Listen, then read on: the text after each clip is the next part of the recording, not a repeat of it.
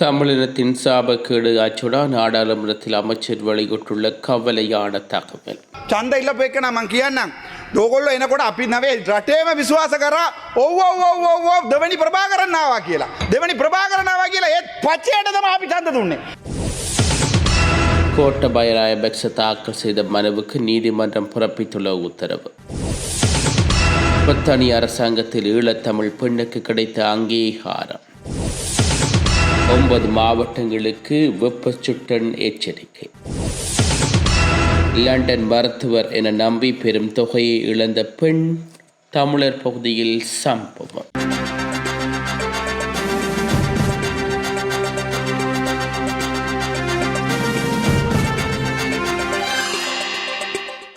உயர்நீதிமன்ற நீதிபதிகளின் ஓய்வு பெறும் வயதை அதிகரிக்கும் அரசாங்கத்தின் முன்மொழிவு குறித்து விவாதிப்பதற்காக எதிர்க்கட்சித் தலைவர்களின் விசேட கலந்துரையாடல் ஒன்று கொழும்பில் உள்ள எதிர்க்கட்சித் தலைவர் அலுவலகத்தில் ஆரம்பமாகியுள்ளது.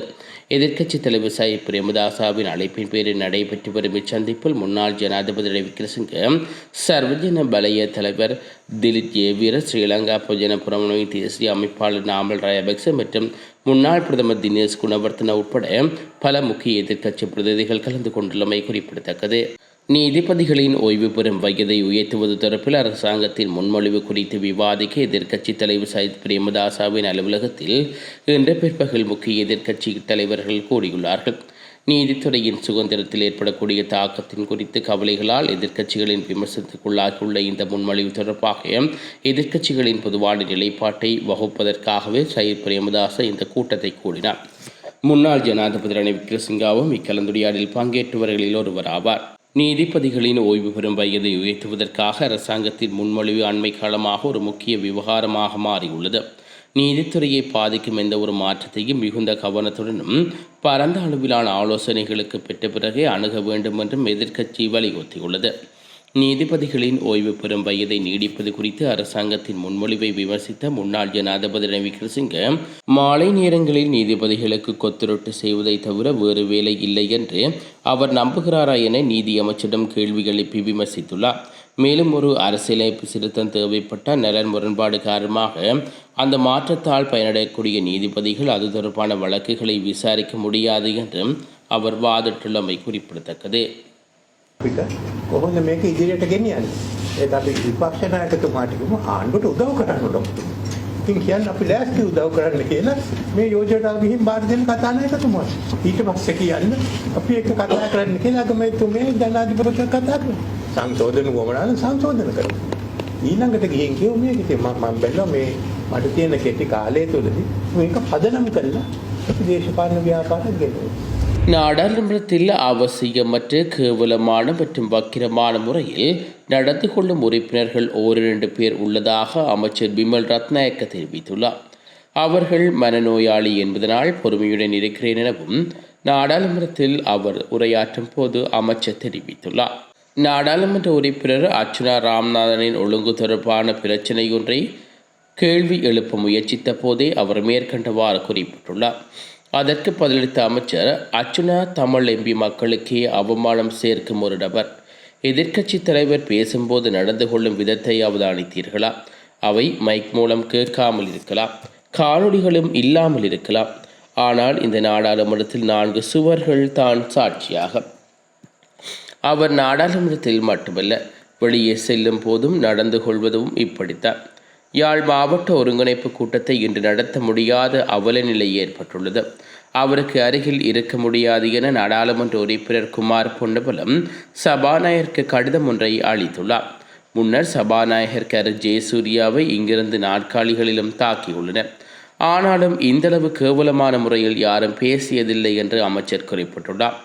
இதன்போது அர்ச்சுனா ராமநாதன் ஏதோ கூற முயற்சி செய்துள்ளார். மடையனை போன்று நடந்து கொள்ள வேண்டாம், நாடாளுமன்றத்தை நகைச்சுவையாக மாற்ற வேண்டாம் என்று சபாநாயகர் குறிப்பிட்டுள்ளார். அர்ச்சுனா எம்பி என்னை குறிவைத்து இதற்கு முன்பும் அவதூறான முறையில் பேசியுள்ளார் என்று சபாநாயகர் குறிப்பிட்டுள்ளார்.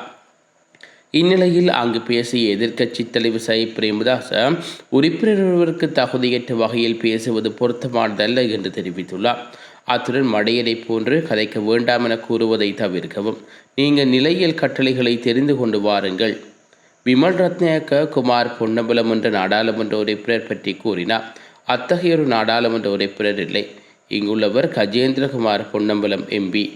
குமார் பொன்னம்பலத்தின் மகனாகும் என்று சஜித் மேரன் தெரிவித்துள்ளார். இதையடுத்து குறுக்கிட்ட அர்ச்சுனா எம்பியும் நான் சைக்கோவாக இருக்கலாம், ஆனால் நான் ஒரு நச்சேக்கியானன் அல்ல என்று சபையில் பகிரங்கமாக தெரிவித்துள்ளார். මේ අපි කලිජුලි ගැන කතා කරලා දෙමළ මිනිස්සු ආවසනවා කියන මට තනිකරම 20000ක් ඡන්ද ඉල්ලපු එක නම් මං කියන්නම්. ඕගොල්ලෝ එනකොට අපි නවේ රටේම විශ්වාස කරා ඔව් දෙවනි ප්‍රභාකරන් ආවා කියලා. දෙවනි ප්‍රභාකරන් ආවා කියලා ඒ පචේට තමයි අපි ඡන්ද දුන්නේ. ඒ තනිකර පචේට තමයි අපි ඡන්ද දුන්නේ. මමත් මේ ටී-ෂර්ට් දාගෙන ගියා කමතනටම අනුරට ඡන්ද දාන්න කියලා. ඒ නිසා ඒ පචේට රවට්ටම එක දැන් අවුරුදු ගාණක් කියනවා. අවුරුදු දෙකකින් පස්සෙත් කියනවා මිනිස්සු ඒගොල්ලෝට කැමති නෝ ගොඩක් කැමති. ඒකේ වෙලා තියෙන්නේ මේ කියන ඒවා දෙමළ මිනිස්සුන්ට තේරෙන්නේ නැහැ. අපේ වගේ සිංහල තේරෙන මිනිස්සුන්ට තමයි තේරෙන්නේ. ඒ නිසා පළවෙනි එක මට ඒක ජරා ඊයක් මට කරන්න බෑ. ඒ නිසා මේ ඕගොල්ලෝගේ ඇමතිලාටයි ඕගොල්ලෝ මේ ඔය ඉන්න පුටේ වාඩි වෙන්න එක්කනටයි කියන්න. හරිද? කතානි කර මේ මිනිහා වෙන්න කලි මිනිහා වෙන්න කියලා. ගාන වෙන්න කියලා. honorable member. Sorry? Use sober language. Thank you so much. ඒක හංසාරේ හං කරගන්න මම යනවා මේ මගේ ගෙදර. මම මේ පාර්ලිමේන්තුව දාලා යන්නේ 2029 මම එනවා. හරිද? හැබැයි ඕක මට දුකයි. ඒ කාලේ ඕගොල්ලෝ කවුරුත් නැතව යනවා. முன்னாள் ஜனாதிபதி கோட்டபாய ராயபக்ச தாக்கல் செய்த ரெட் மனுவை மேலதிக பரிசீலனைக்காக ஆகஸ்ட் 3ஆம் தேதி வரை ஒத்திவைக்குமாறு மேல்முறையீட்டு நீதிமன்றம் உத்தரவு பிறப்பித்துள்ளது. சம்பந்தப்பட்ட மனு இன்று விசாரணைக்கு எடுத்துக் கொள்ளப்பட்ட போதே மனுதாரர் கோட்டபாய ராயபக்ச தரப்பில் முன்னிலையான ஜனாதிபதி சட்ட ஆலோசகர் ரொமேஷ் டி சில்வா தனது பதிலுரையை சமர்ப்பித்துள்ளார். அதன் பின்னர் மேலதிக சமர்ப்பிப்புகளுக்காக மனுவை ஆகஸ்ட் 3ஆம் தேதி வரை ஒத்திவைக்குமாறு நீதிமன்றம் உத்தரவு பிறப்பித்துள்ளது. ஈஸ்டர் ஞாயிறு பயங்கரவாத தாக்குதல் தொடர்பான பயங்கரவாத தடுப்புச் சட்டத்தின் கீழ் தன்னை கைது செய்வதிலிருந்தும் தடுத்து வைப்பதிலிருந்தும் தடுக்கும்படி கோரி தாக்கல் செய்த மனு தொடர்பான விசாரணை மேல்முறையீட்டு நீதிமன்றத்துக்கு முன்னால் ஜனாதிபதி கோட்டபாய ராயபக்ச முன்னிலையாகியுள்ளார். இது தொடர்பான வழக்கு விசாரணைக்கு இன்று வருகை தந்துள்ளதாக தெரிவிக்கப்பட்டுள்ளது. ஈஸ்டர் ஞாயிறு பயங்கரவாத தாக்குதல் தொடர்பாக குற்றப்புலனாய்வு திணைக்களம் நடத்தும் விசாரணைகள் சம்பந்தமாக பயங்கரவாத தடுப்புச் சட்டத்தின் கீழ் தன்னை கைது செய்வதிலிருந்து தடுத்து வைப்பதிலிருந்து தடுக்கும்படி கோரியும் முன்னாள் ஜனாதிபதி கோட்டபாய ராயபக்ச ஒன்றை தாக்கல் செய்திருந்தார். இது தொடர்பான விசாரணைகள் இன்றைய தினம் மேல்முறையீட்டு நீதிமன்றத்தில் ஒத்திவைக்கப்பட்டது. இந்நிலையில் இன்றைய தினம் கோட்டபாய ராயபக்ச அவருடைய ஆதரவாளருடன் நீதிமன்றத்தில் முன்னிலையான நிலையில் நாமல் ராயபக்சவின் வருகையை தொடர்ந்து ஜனாதிபதி சட்டத்தரணி அலிசப்டியின் வருகையும் தந்துள்ளார். நாட்டு நிலவும் அதிக வெப்பத்துடனான காலநிலை காரணமாக 9 மாவட்டங்களில் வாழும் மக்கள் எச்சரிக்கையுடன் இருக்குமாறு வளிமண்டல திணைக்களம் இன்று எச்சரிக்கை ஒன்றை விடுவித்துள்ளது.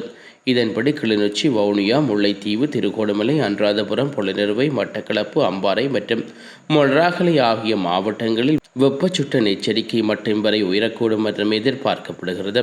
அதிக வெப்பம் காரணமாக ஏற்படும் உடல் சோர்வு மற்றும் அசௌகரியங்கள் குறித்து பொதுமக்கள் தேவையான முன்னெச்சரிக்கை நடவடிக்கைகளை மேற்கொள்ளுமாறு வளிமண்டல திணைக்களம் மேலும் வலியுறுத்தியுள்ளமை குறிப்பிடத்தக்கது.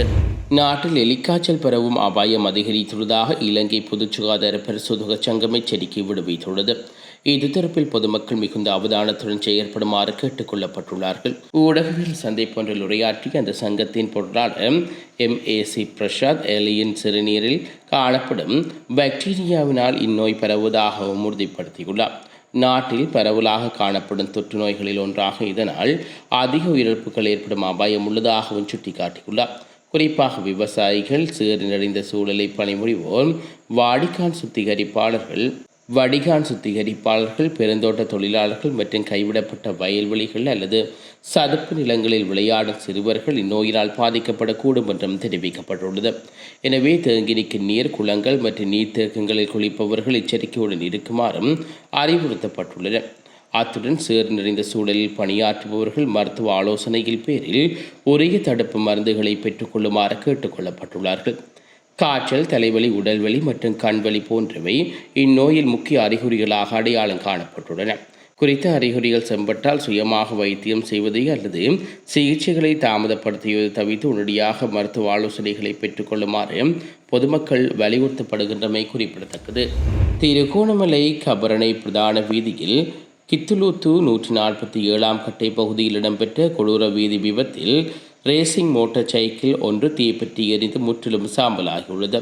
திருகோணமலையிலிருந்து கபரனை நோக்கி இந்திய தம்பதியினர் பயணித்த காரும் கபரனிலிருந்து கந்தலாய் நோக்கி அதிவேகமாக வந்த உயர் ரக ரேசிங் மோட்டார் சைக்கிளும் நேருக்கு நேர் மோதி விபத்து சம்பவித்துள்ளது. காரில் மோதிய வேகத்தில் மோட்டார் சைக்கிள் பல துண்டுகளாக சிதறி கணப்பொருக்கில் தீப்பற்றி எரிந்து முற்றிலும் நாசமாகியுள்ளது. விபத்து சிக்கி காயமடைந்த 27 வயதுடைய மோட்டார் சைக்கிள் ஓட்டுநர் உடனடியாக கந்தளாய் ஆதார வைத்தியசாலையில் அனுமதிக்கப்பட்டு பின்னர் தீவிர சிகிச்சைகளுக்காக அனுராதபுரம் போதனை வைத்தியசாலைக்கு மாற்றப்பட்டுள்ளார். காரை ஓட்டி வந்த இந்திய நபருக்கு பலத்த காயம் ஏற்பட்டு கந்தளாய் ஆதார வைத்தியசாலையில் சிகிச்சை பெற்று வருகின்றார். லேசான காயங்களுக்குள்ளான அவரது மனைவிக்கு முதலுதவி சிகிச்சை அளிக்கப்பட்டதைத் தொடர்ந்து அவர் தங்கியிருந்த விடுதிக்கு அனுப்பி வைக்கப்பட்டார். இந்த விபத்துக்கான முதன்மை காரணம் குறித்து கலோலையா போலீசார் மேலதிக தீவிர விசாரணைகளை மேற்கொண்டு வருகின்றமை குறிப்பிடத்தக்கது. மட்டக்களப்பில் முகநூல் வழியே அறிமுகமாகி வரும் 3 நாட்களின் நண்பரான வெளிநாட்டு வைத்தியர் ஒருவரின் ஏமாற்று வேலையினால் பெண் ஒருவர் 8,37,000 ரூபாயை இழந்துள்ளதாக மட்டக்களப்பு தலைமையக போலீசார் தெரிவித்துள்ளார்கள். சம்பவ தொடர்பில் மேலும் தெரிய வருகையில் மட்டக்களப்பு போலீஸ் பிரிவுக்குட்பட்ட பெண் ஒருவரின் முகநூலில் லண்டனைச் சேர்ந்த டான் எனும் பெயருடைய வெள்ளைக்கார வைத்தியர் ஒருவர் கடந்த 13ஆம் தேதி நண்பராக இணைந்துள்ளார். அதனைத் தொடர்ந்து இருவரும் முகநூல் வாயிலாக உரையாடி வந்துள்ளார்கள். இதனையடுத்து கடந்த 16ஆம் தேதி அப்பெண்ணின் தொலைபேசிக்கு அழைப்பு ஒன்றை வந்துள்ளது. அதில் பேசிய நபர் தான் கட்டணக்க விமான நிலைய பகுதியில் இயங்கி வரும் சர்வதேச பொது விநியோக நிறுவனம் ஒன்றில் பேசுவதாக குறிப்பிட்டுள்ளார். லண்டனைச் சேர்ந்த வைத்தியர் டான் பல லட்சம் ரூபாய் பெறுமதியான விலையுயர்ந்த பொருட்கள் அடங்கிய பொதியொன்றை அனுப்பியுள்ளதாகவும் அதனை சுங்க துணைக்களத்திலிருந்து விடுவிப்பதற்கு சுமார் 87,000 ரூபாய் பணத்தை குறிப்பிட்ட வங்கி வழியிலே செலுத்துமாறு கோரியுள்ளனர். அதனை உண்மை என நம்பிய அப்பெண் 17ஆம் தேதி உடனடியாக 87,000 ரூபாயை அனுப்பியுள்ளார். அதனைத் தொடர்ந்து பொதியை விடுவிக்க மீண்டும் 3 லட்சம் தேவை என கூறப்படவே அதனை வைப்பு செய்துள்ளார். பின்னரும் பணம் கோரப்பட்டதால் அப்பெண் தாயார் மேலும் 3,50,000 ரூபாயை அந்த வங்கி கணக்கில் வைப்பு செய்துள்ளார்கள். அதன் தொடர்ச்சியாக மோசடி கும்பல் மேலும் 1 லட்சம் ரூபாயை பெற்றுக்கொண்டதுடன் இறுதியாக இன்னும் 1,50,000 ரூபாய் செலுத்தினால் மட்டும் பார்சல் விடுவிக்கப்படும் என்று கூறியுள்ளது. இதனால் சந்தேகமடைந்த அப்பெண் இனி பணம் தர முடியாது என திட்டவட்டமாக கூறியுள்ளார். அதன் பின்னர் அந்த மோசடி கும்பலை தொலைபேசி தொடர்பு கொண்டு முயன்ற போது தொடர்பு துண்டிக்கப்பட்டது. இதனையடுத்து தான் ஏமாற்றப்பட்டதை உணர்ந்த அப்பெண் போலீசில் முறைப்பாடு செய்துள்ளார். இந்நிலையில் முகநூல் வழியாக இயங்கும் இணைய வழி மோசடி கும்பல்காரிடம் பலர் பல லட்சம் ரூபாய் பணத்தை பறிகொடுப்பது வருவதையும் சுட்டிக்காட்டியுள்ள போலீசார் அறிமுகமில்லாத முகநூல் நபர்களிடம் பொதுமக்கள் மிகவும் அவதானத்துடன் எச்சரிக்கையாக இருக்குமாறும் கேட்டுக்கொண்டுள்ளனர். கடந்த 2022ஆம் ஆண்டு காலி முகத்திடல் போராட்டத்தின் போது சமூக செயற்பாட்டாளரான அனிருத்ர பண்டாராவை கைது செய்து தடுத்து வைத்ததன் மூலம் மேல் மாகாணத்துக்கு பொறுப்பாக இருந்த முன்னாள் சிரேஷ்ட பிரதி காவல் மா அதிபர் தேசபந்து தென்னக்கோன் மற்றும் கொழும்பு வடக்கு விசேட விசாரணை பிரிவின் முன்னாள் பொறுப்பதிகாரி நளின் சி ஜெயந்த ஆகியோர் அவரது அதிரடி உரிமைகளை மீறியுள்ளதாக உயர் நீதிமன்றம் தீர்ப்பளித்துள்ளது. சமூக செயற்பாட்டாளர் அனிருத்ர பண்டாராவில் தாக்கல் செய்யப்பட்ட அடிப்படை மனுவை விசாரணைக்கு எடுத்துக்கொண்ட போதே உயர் நீதிமன்றம் இந்த தீர்ப்பை வழங்கியுள்ளமை குறிப்பிடத்தக்கது. பிரித்தானியாவின் வெளிநாட்டு அமைச்சரகத்தில் இணை அமைச்சராக பதவி வகித்து வந்த இலங்கை தமிழரான உமா குமரன் தற்போது பிரித்தானியாவில் இராஜாங்க அமைச்சராக நியமிக்கப்பட்டுள்ளார்.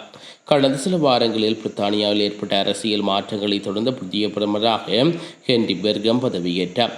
அதனைத் தொடர்ந்து அவரது புதிய அமைச்சரவையில் பல்வேறு மாற்றங்கள் மேற்கொள்ளப்பட்டுள்ளன. அதன்படி வெளிநாட்டு அமைச்சகத்தில் இராஜாங்க அமைச்சராக உமா குமரன் நியமிக்கப்பட்டுள்ளார். இலங்கை, இந்தியா மற்றும் தெற்காசிய நாடுகள் தொடர்பான பொறுப்புக்கூறல் அவரிடம் ஒப்படைக்கப்பட்டுள்ளதாகவும் தெரிவிக்கப்படுகிறது. மேலும் பிரித்தானிய நாடாளுமன்றத்துக்கு தெரிவான முதல் தமிழ் பெண் உறுப்பினர் என்ற பெருமையும் உமா குமரன் பெற்றுள்ளார். இதேவேளை இலங்கை தமிழர்களின் இனப்படுகொலை விவகாரம் தொடர்பாக நாடாளுமன்ற உறுப்பினராக பதவியேற்ற பின்னர் தொடர்ந்து வலுவான குரல் எழுப்பி வந்ததாகவும் கூறப்படுகிறது. அத்துடன் கடந்த 14ஆம் தேதி உள்துறை அமைச்சர் ஜுனட் கூப்பருடன் செம்மணி விவகாரம் மற்றும் இலங்கையில் வாழும் தமிழர்களின் நிலைமை தொடர்பாகவும் அவர் கலந்துரையாடியிருந்தமை குறிப்பிடத்தக்கது. இதுபோன்ற செய்திகளை தெரிந்து கொள்ள யாழ் டிவி நியூஸ் சேனலை சப்ஸ்கிரைப் செய்து அருகே இருக்கிற பெல் பட்டனையும் கிளிக் செய்து கொள்ளுங்க. மேலும் இதுபோன்ற செய்திகளை உடனுக்குடன் தெரிந்து கொள்ள யாழ்தேவி.com எனும் இணையதளத்தின் வாயிலாக எங்களோடு இணைத்துக் கொள்ளுங்கள்.